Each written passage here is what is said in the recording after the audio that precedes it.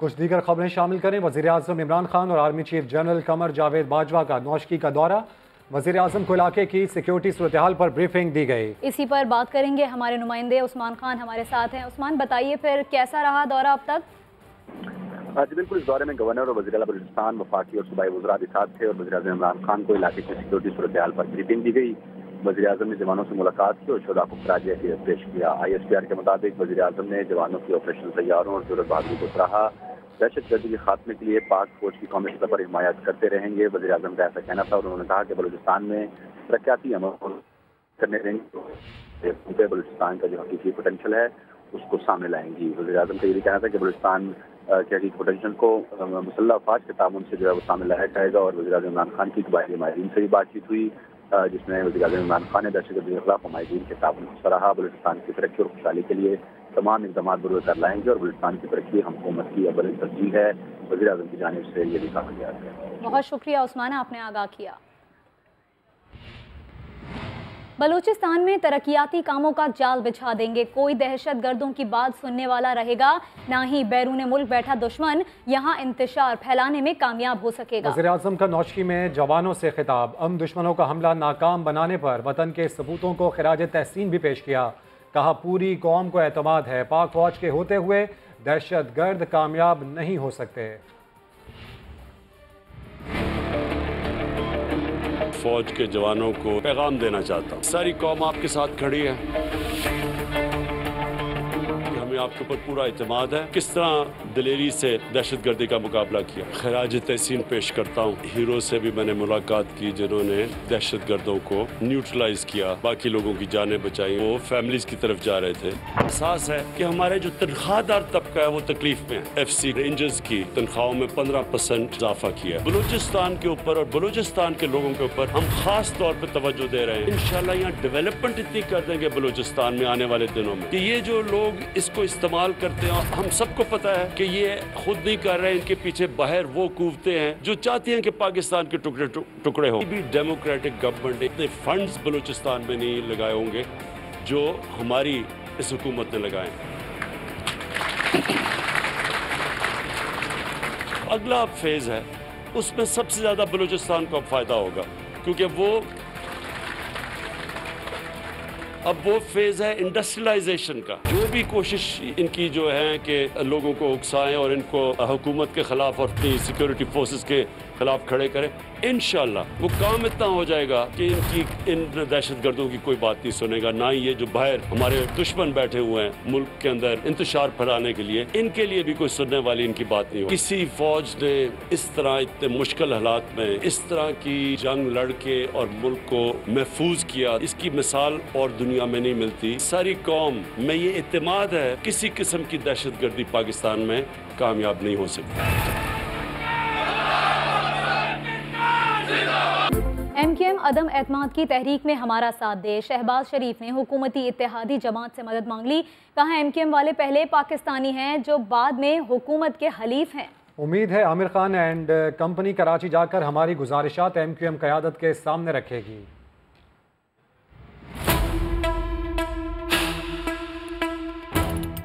आपने सिंध के बल्दियाती कानून के खिलाफ हमारी आवाज से आवाज मिलाई, आपका शुक्रिया।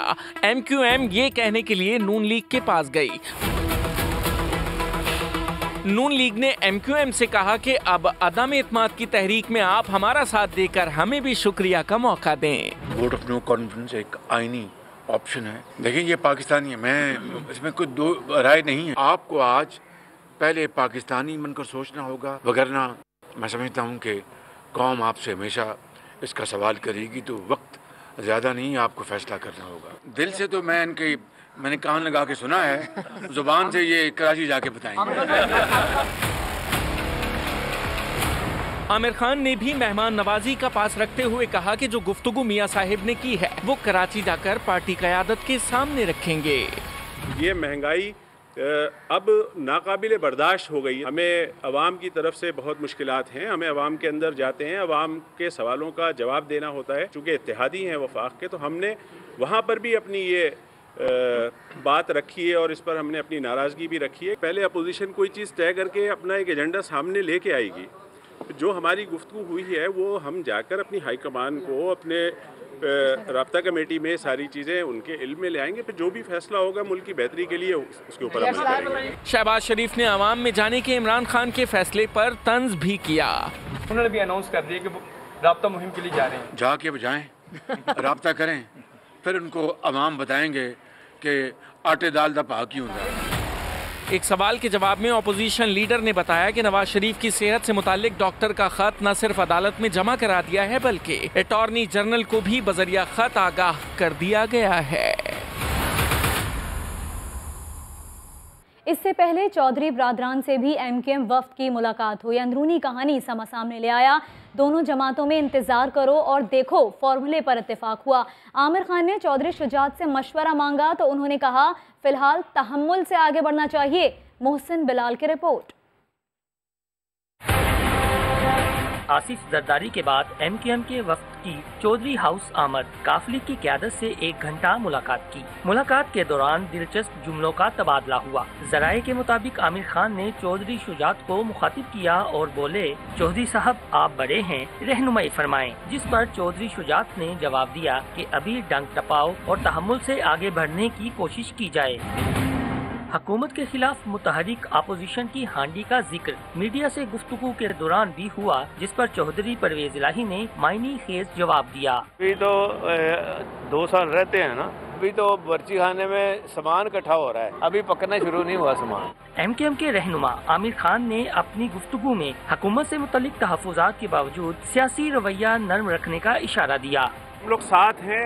वफाक में भी जब PTI के दोस्तों से कुछ शिकवे होते हैं तो हम लोग आपस में मशावरत करके ही आगे चलते हैं। यहाँ सियासत एकदम गर्म हुई है तो इस तरह ये सवालात आ रहे हैं, तो ये बातें जब जैसा चौधरी साहब ने फरमाया कि अभी तो पकना शुरू हुआ है, कुछ पकेगा उसके बाद फैसला करेंगे। मुलाकात में आमिर खान की जानिब से अपोजिशन लीडर शहबाज शरीफ के साथ मुलाकात का जिक्र भी हुआ, जिस पर चौधरी परवेज इलाही बोले कि चलें आप देखें कि उनके जहन में क्या है। दोनों जमातों ने इस बात पर इत्तेफाक किया कि जो हुकूमत से गिले शिकवे हैं उनका मुश्तरका लाहे अमल बनाया जाएगा। कैमरामैन नवीद रमजान के साथ मोहसिन बिलाल, समा, लाहौर।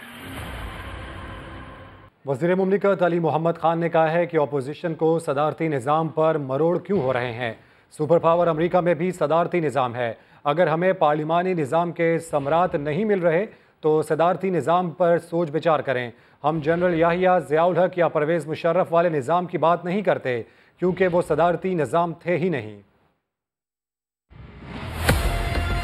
मुल्क में पार्लियामेंट्री फॉर्म ऑफ गवर्नमेंट है, वो सदारती निज़ाम पे भी इनको बड़े पेड़ पे मरोड़ है। तो बात तो करो, कौन तुमसे सिंध छीन रहा है? बात तो करो।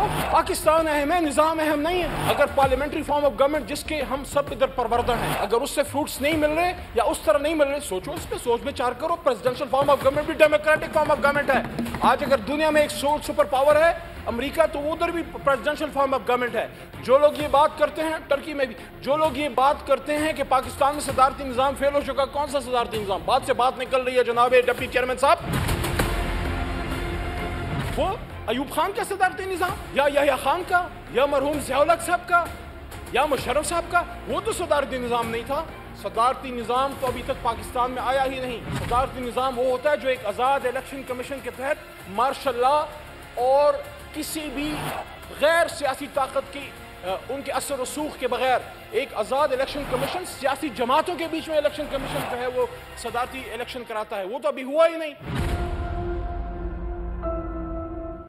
वज़ीर आज़म के माविन ख़ुसूसी शहबाज गिल कहते हैं कि कल से फैसलाबाद के हर शहरी के पास हेल्थ कार्ड होगा।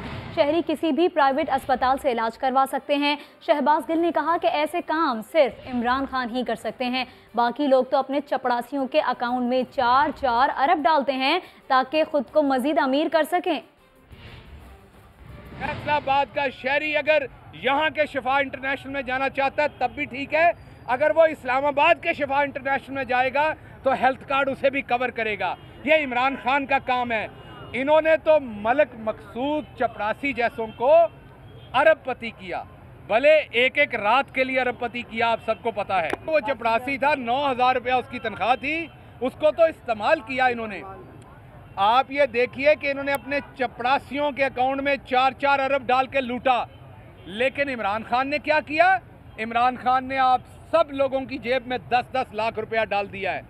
कल फैसलाबाद डिवीजन के हर शख्स की जेब में हर साल 10 लाख रुपया पड़ा करेगा, ताकि वो अपने टब्बर का, अपने खानदान का जाके इलाज करवा सके। और फैसलाबाद में पीटीआई की रैली के दौरान तहरीक इंसाफ और लीगी कारकुनान आमने सामने आ गए, कचहरी बाजार में नारेबाजी करते रहे। उस्मान सिद्दीक हमारे नुमाइंदे हमारे साथ मौजूद हैं, उनसे मजीद जानते हैं। उस्मान, तो फिर मजीद क्या हुआ? जी बिल्कुल, ये रैली जिस वक्त जिला कौंसिल चौक से कचहरी बाजार पहुंची है, तो इस वक्त नून लीग के जो कारकुनान थे वो वहां पे निकले हैं। उनकी जानिब से नारेबाजी की गई है। शहबाज गिल जो इस रैली की क़यादत कर रहे थे, वो जैसे ही कचहरी बाजार चौक में पहुंचे हैं तो शदीद नारेबाजी हुई है। जो नून लीगी कारकुनान थे उनकी जानिब से शेर शेर के नारे लगाए गए हैं। तो दूसरी तरफ जो रैली में पीटीआई के लोग थे उन्होंने इमरान खान जिंदाबाद के नारे लगाए हैं। तमाम इस मौका पर शहबाज गिल की जानिब से रैली को जल्दी से गुजारा गया है कि कोई तसादुम ना हो जाए। पुलिस की नफरी भी वहां पे मौजूद थी। काफी देर तक ये नारेबाजी होती रही है, क्योंकि जो तहरीक इंसाफ की, ठीक है, दोनों जानिब से भरपूर नारेबाजी की गई। अपडेट्स के लिए शुक्रिया उस्मान।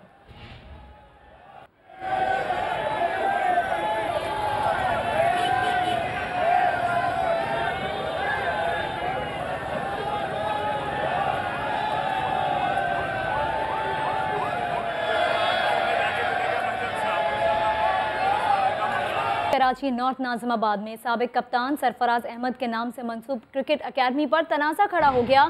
अकेडमी से मुत्तसिल कॉलेज की प्रिंसिपल ने इल्ज़ाम लगाया कि अकेडमी को कॉलेज की ज़मीन पर कब्जा करके बनाया गया है। अपडेट्स हासिल कर लेते हैं समा के नुमाइंदे खिज़र आज़म से। खिज़र, मजीद क्या तफसीलात हैं इस मामले से मुताल्लिक?